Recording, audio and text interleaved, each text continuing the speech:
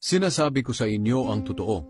Ang sumusunod sa aking mga salita at sumasampalataya sa nagsugo sa akin ay may buhay na walang hanggan. Hindi na siya hahatulan, sapagkat inilipat na nga siya sa buhay mula sa kamatayan. Sinasabi ko sa inyo ang totoo.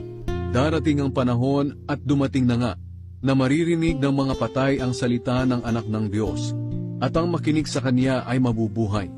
May kapangyarihan ang Ama na magbigay ng buhay.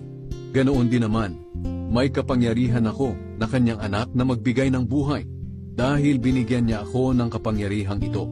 Ibinigay din niya sa akin ang kapangyarihang humatol, dahil ako ang anak ng tao. Huwag kayong magtaka tungkol dito, dahil darating ang panahon na maririnig ng lahat ng patay ang aking salita, at babangon sila mula sa kanilang libingan.